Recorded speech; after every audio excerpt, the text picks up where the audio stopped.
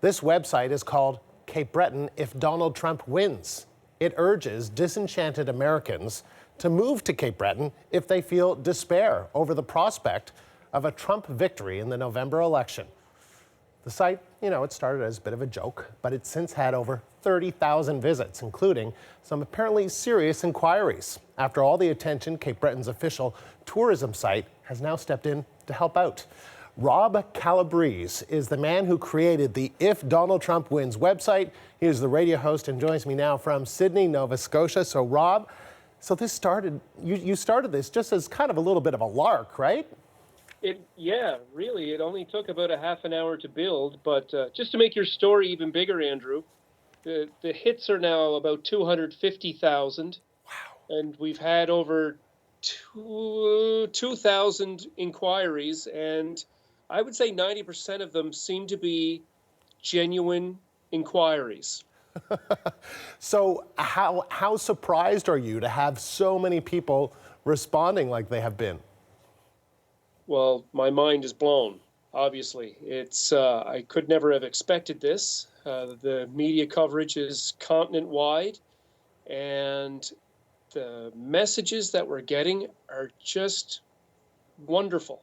People, they never heard of Cape Breton before. Obviously, why would they? But they're getting exposed to what it looks like. They're learning about our culture, and they are liking what they see. And a lot of them are thinking, you know what, I think this may be for me. So, Cape Breton, I've been in Cape Breton. My dad was from Cape Breton. It's a very beautiful place. So I can understand why you'd be there telling people to move there. But Sure. What do you think it is specifically that would be good for Cape Breton to have these disenchanted Americans move there if Trump were to win the presidency?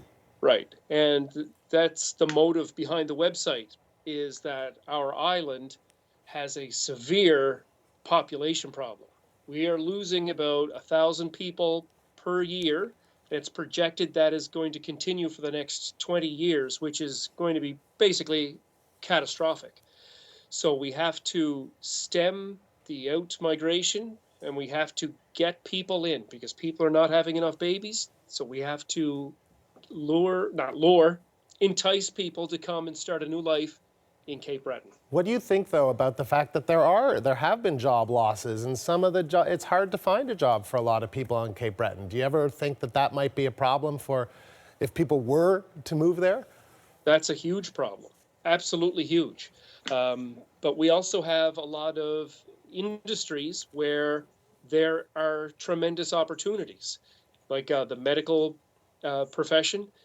And now we have heard from so many people who work from home, and all you need is an internet connection. And we have crazy fast internet. People can work anywhere, all around the world from Cape Breton. You factor in our beautiful landscapes, friendly people, rich culture, and this is a real possibility for a lot of people that we're hearing from. So how do you feel about Donald Trump? Personally, I probably wouldn't vote for him, but